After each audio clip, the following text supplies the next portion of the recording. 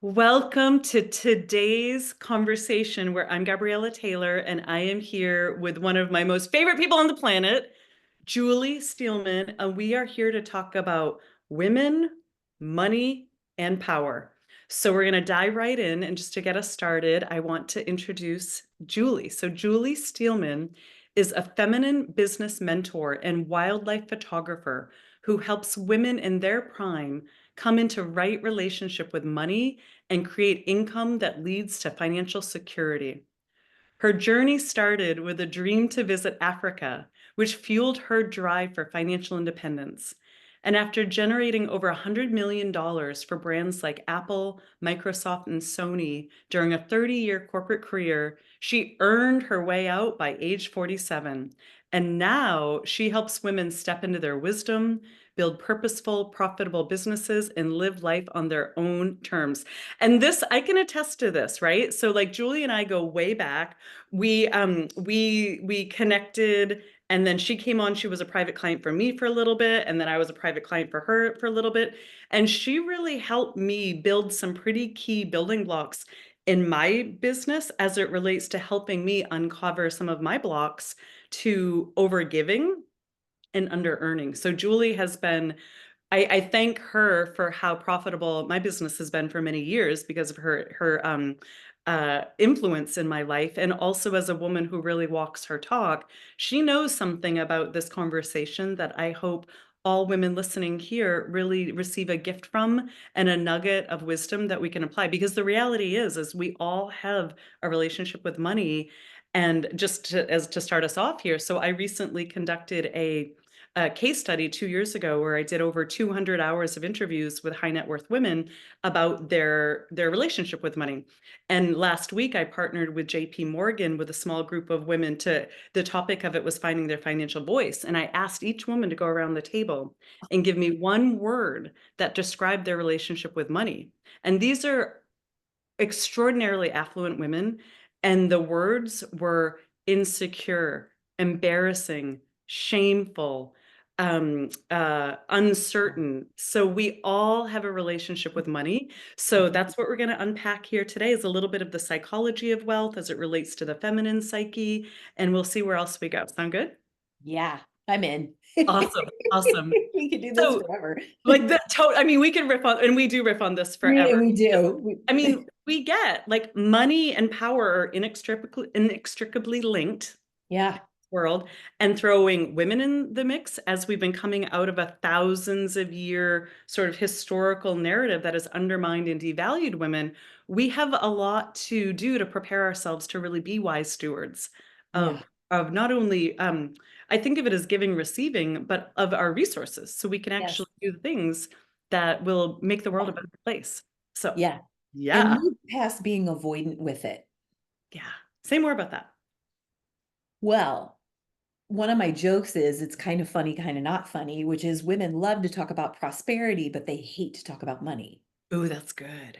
Yeah. right? What do you see? Like, what do you notice about that? What I notice about that is there's this desire, there's this, I actually think we've reached a place in society where, at least American women anyway, it's become a soul actualization need to generate income of their own accord on their own terms. Mm. Even if they have a wealthy husband, even if they don't have to work, even in their reshaping retirement in their later years around, I need to do something of service and be on a path of service and be paid well. There's this soul actualization need to have the experience of being paid well, to be validated as legitimate in society as an economic force.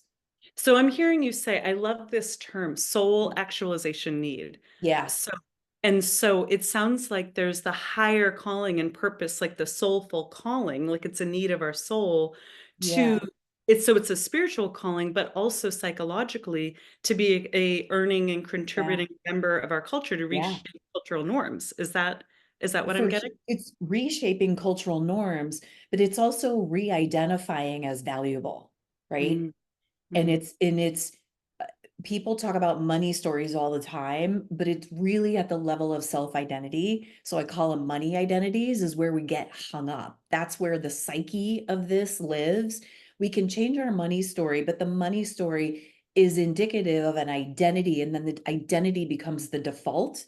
And Mm, so we end up living out this narrative, even if we keep inching the glass ceiling up, but we never get rid of the glass ceiling, right?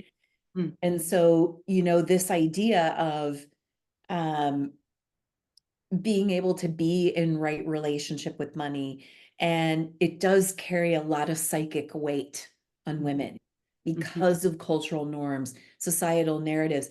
Primarily it boils down to abandonment. If you end up having money, having your own wealth, making your own money, you'll be judged, not pleasing people around you, outshining people. People who are jealous or don't like it will leave, right? And so there's this loss. It feels like a loss of fitting mm, in, mm. because Yes. the fitting in rule says you won't outpace me, you won't out earn me, you won't outshine me, and you're not supposed to stand up and speak up for yourself. Mm. And is that why is there something in there why you think women are drawn to the idea of prosperity, but they don't like the idea of money because it's held Yeah. in different ways? Because I think there's a lot of assumptions spiritually for women that identify with the feminine rising, that Mm, money is kryptonite to the feminine. It's mm. not spiritually right. It's not spiritually correct. It's out of integrity. It doesn't have ethics, right? So is this why we see a lot of women going around? And I mean, I know this was my story when I Yeah. started coaching. I did it on a love offering basis, Yeah. meaning I would accept donations. This was back in Yeah. like in the 90s, because underneath that, I grew up in a scarcity based culture. I got Yes. my first job at 8 years old, and Yeah.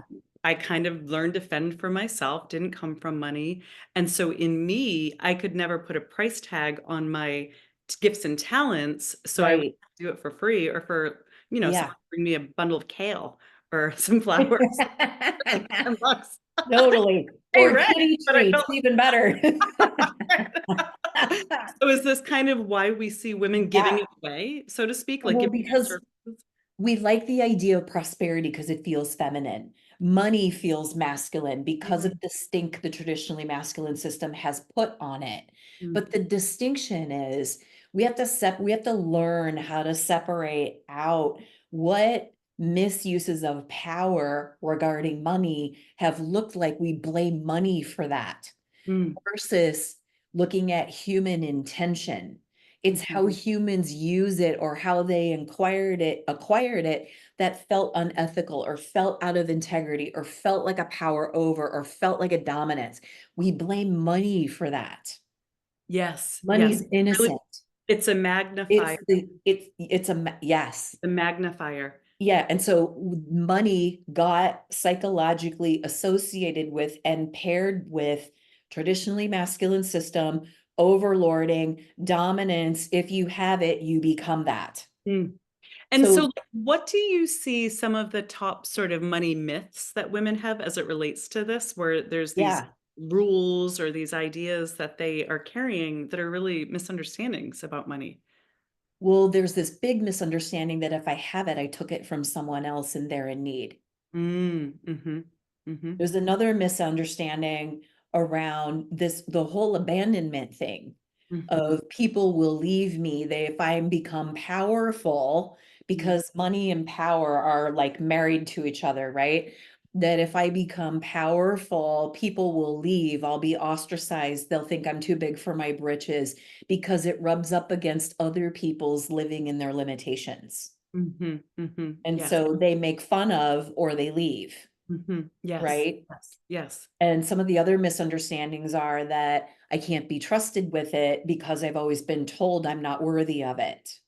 And that even tracks. I mean, there was that UN Yeah, report that came out last June where there yeah, was 9 out of 10 people polled. I've talked about this before around the world. 9 out of 10 people out of like 80 countries had a negativity bias towards women. The three things that they agreed upon is it's okay for men to hit their wives, yes. women are not good in business, and three, women cannot be trusted with money. Like They this is can't a be trusted with money. global mindset, Totally. It's right? in the ethers. Yes. And Yes. if we think about it from a perspective of women, and we go all the way back it's in lineage, it's in DNA. We go all the way back to when the Pope denounced, right? Mm, Mary Magdalene. Mhm. Mm. and called her a prostitute instead of seeing her as an anointer Mm. was one of the beginnings of keeping women suppressed financially. That Wall Street is hidden behind a shroud and you shouldn't know anything about it. Mm. It's Mm. not proper dinner talk. Mm. Mm. Because what in the 1950s was the first time our moms could vote? That's not that Mhm. long ago. No. And because something that I see a lot, and I'm sure you see this, is the intentionality of keeping women silent and Yes. in the dark around money. And I Oh, for yeah. years now, I've worked, and we're talking about the range of women that are, I mean, I have had a lot of financial challenge in my life, so I know what it's like to have Yeah. anxiety in the middle of the night of how am I going to pay for rent? And then Yeah. I've been blessed in terms of discovering that my ability to create wealth is something that lives inside of me, and I've been able to make Yeah. manifest through my adult life. And so I see on the spectrum women were very real, like, how am I gonna pay the bills? And then a lot of my clientele is Totally real. with ultra high net worth women who Yeah. who they don't have control over the money. They may have Right. multi-millions or billions to their name or part of the estate, but there's an executor, there's a trustee, there's a husband, there's a father, there's a Yeah. family The member that gatekeepers. want Yeah. to keep women's silence and not knowing what's Yes. happening behind the scenes with money. What are your thoughts of how do we get our power back in those scenarios if there are other people that are actively trying to keep us small, quiet, complicit, and don't rock the boat? Yeah, don't rock the boat. And no, don't donate to that charity for X amount of millions. We think you're making a bad decision, Yes, right? yeah. So they play the game. Women internalize everything on themselves. Mhm. It's our fault. We didn't do it right. We pissed And somebody make off, yep. right? It's in our nature. Mhm. Yes. And so they know how to push that button, and you need to become, it's really a commitment to being in sovereignty and self-sovereignty. So Mm. before I go there, I want to clarify something, which is and I got this downloaded to me by the Holy Mother in a meditation, which I love to share because I think it gives context.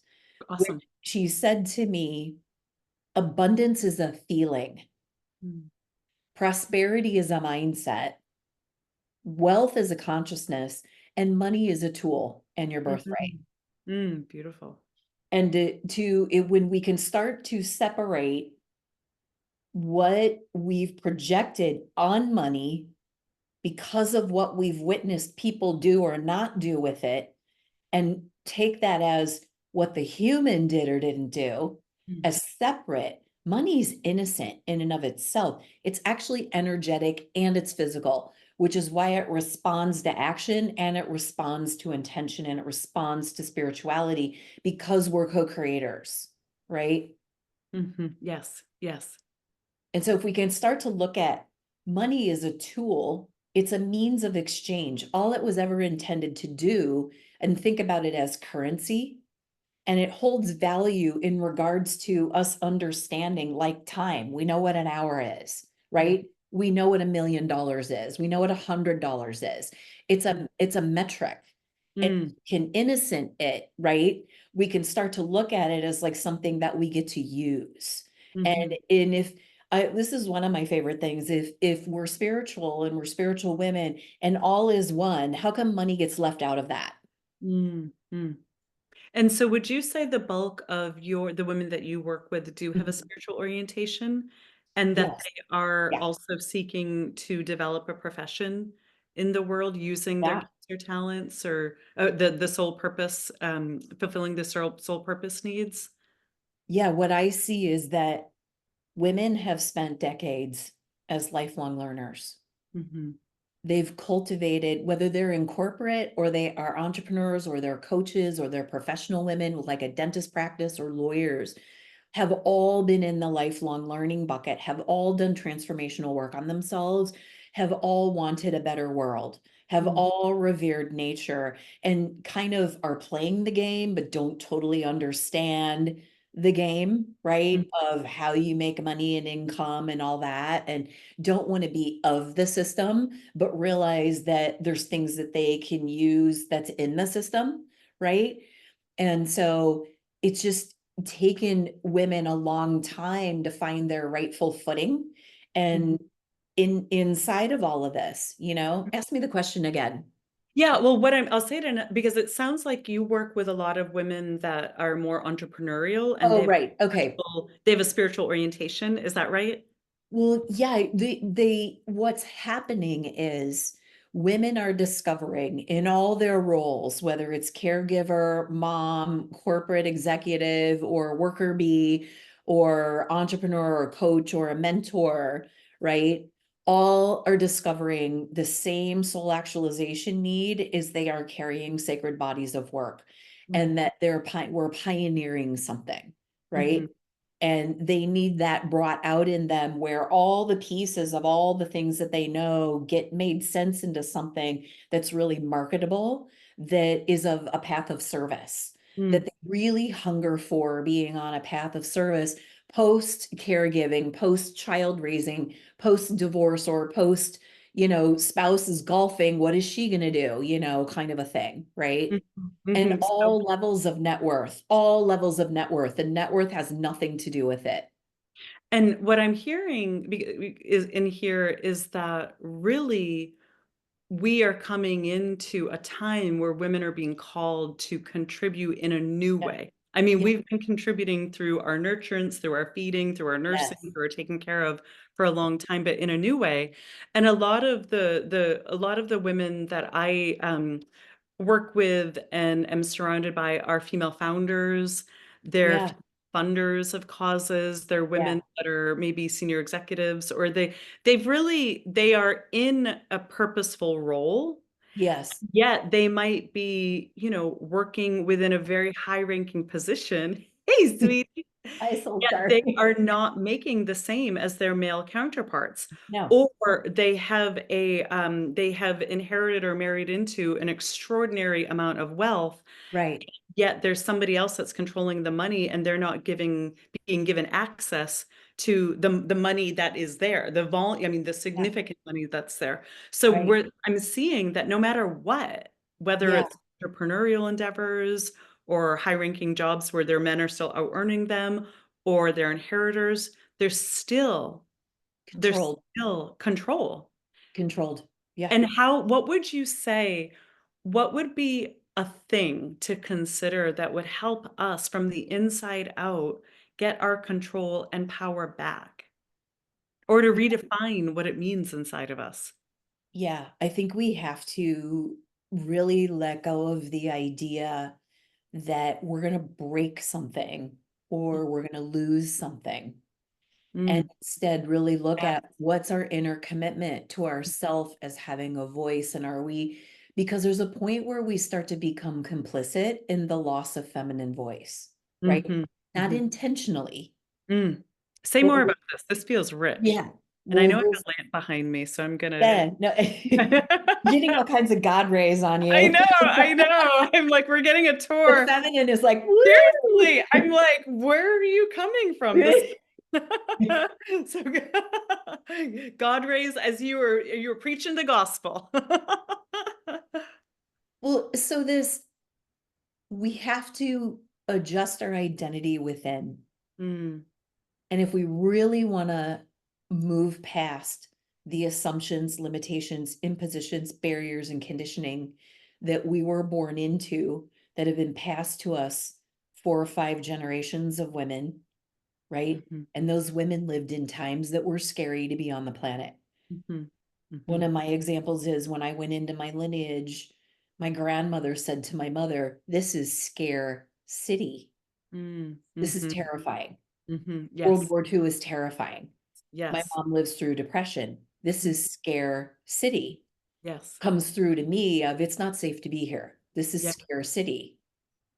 And yes, and legitimately, right? But mhm, energetically, in a different generation who's having a different lived experience of more freedom, born in the 60s, mhm, right?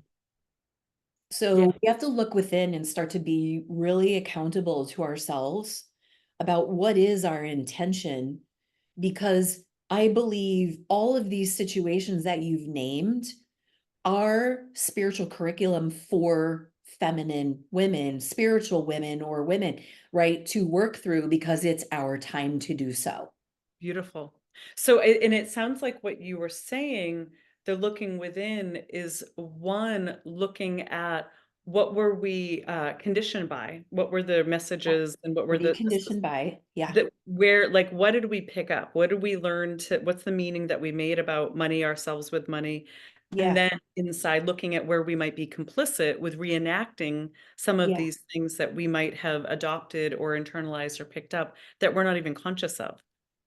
Yeah, because we make unconscious shared agreements, Yeah. right? Yes. When Say more we about that, how it relates to money. If how that might relate to relationships or well, work all of it, relationships, or so how all of might we have an unconscious relationship or agreement with our boss or our partner or our yeah. adult kids that we might still be funding, or like what do you think some of those I unconscious think agreements are? I think one of the places we can go is to pull the thread on where am I afraid of being alone or left behind? Yeah, that's And huge. then like look at what we picked up. Yeah. Yeah. And so the messages were women aren't good with money, we can't trust you. This is not for you. This is not women's work.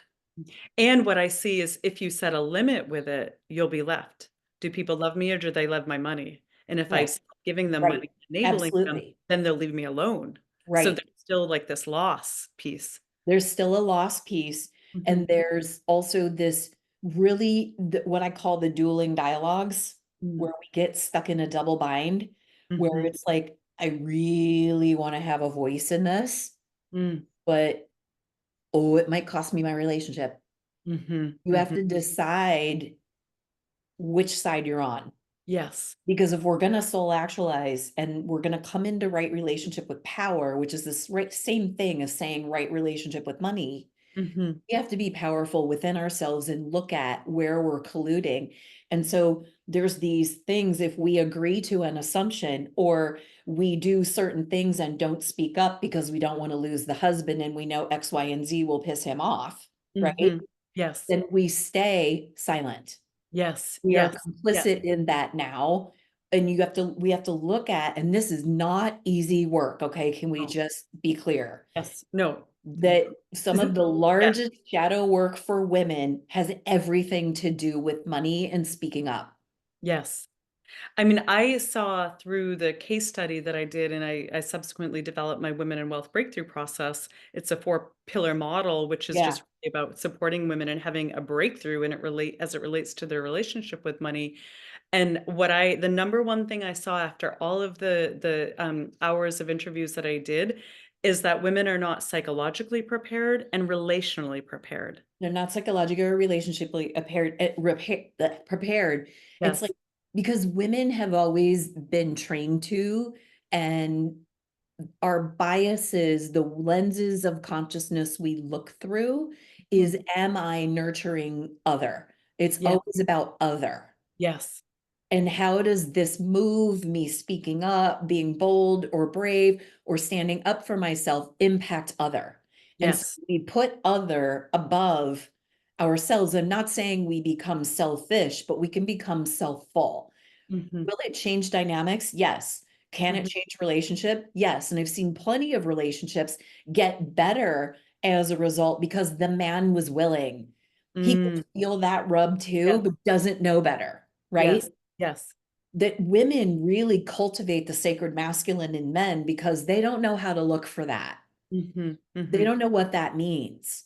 But mhm, that really means in relationship with partner, mhm. right? Yes, yes, I And love that. so a lot of women still to this day have no idea where the money is, how much money there is, and the man gets all the leverage, or the partner, I should say, Mhm, gets all the leverage, right?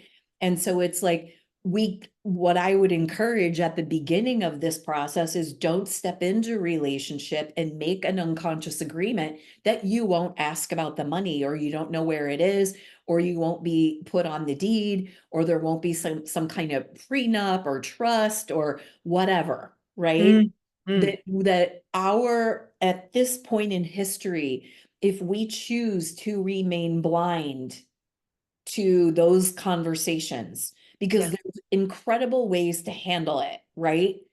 That are yes, super empowering yes, and empowering for both.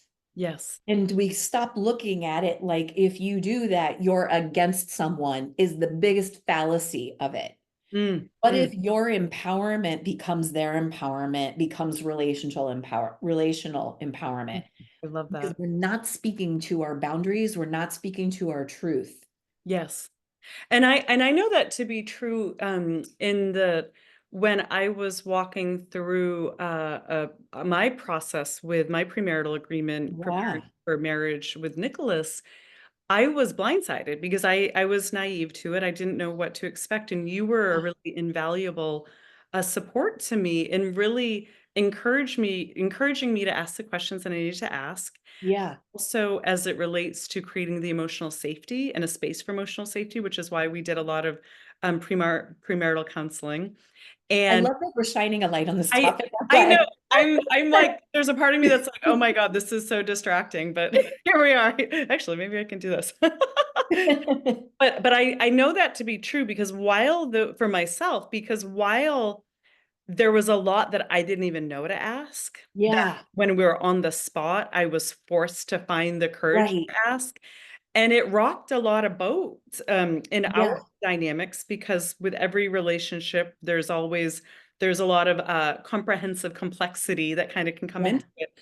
However, in the long run, the quality of conversations that came from it and we got a lot of good support. We had a lot of good therapy support, but Yeah. while it felt really hard and overwhelming and scary to move through that process, in the end, it actually was so bonding and created so much more Exactly. safety and openness in our marriage. So I really Yeah. know that to be true, and thank you for your role in that. So I'm really hearing you encouraging women to find Yeah. words to Yeah. speak into, like, say the things that they need to say, and if they don't even know what they have to say, get the support to even Get the locate, like, support. what are the Yeah. words? Yes. Because in your situation, what I became aware of was that when we have conversations a particular way about a particular thing, the other person can get really stuck and feet nailed to the floor on it, right? Mhm. And Yes. we had to change the point of view. We had Mhm. to shift and open up some energy to be Mhm. able to have a conversation.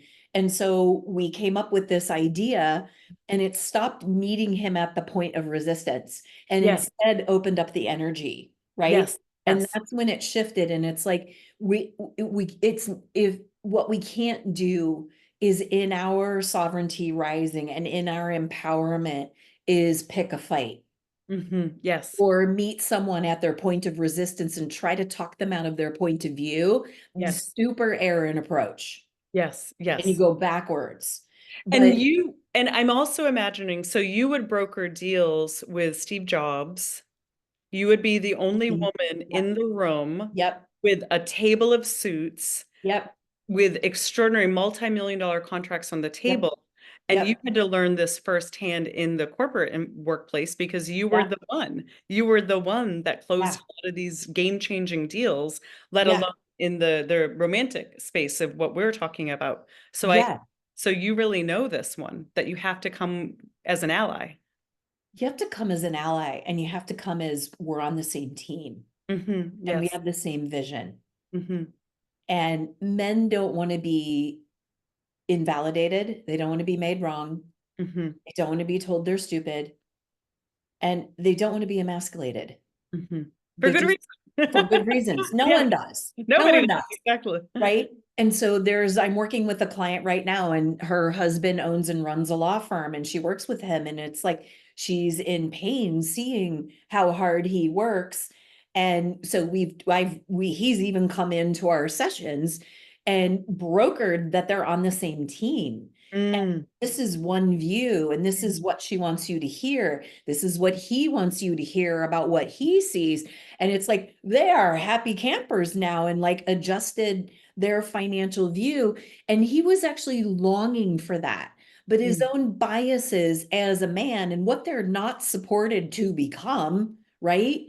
Men mhm, aren't yes, support as much as women are supported to become empowered, yes. that it shifted their whole, like they're happier than they've ever been because of this. She was dreading this conversation and we practiced it and we got into the numbers and Like she went in there with the most loving, open heart and completely shifted him. It's Mm, disarming when mhm, we come in with, I'm on your team, I'm on mm. your side.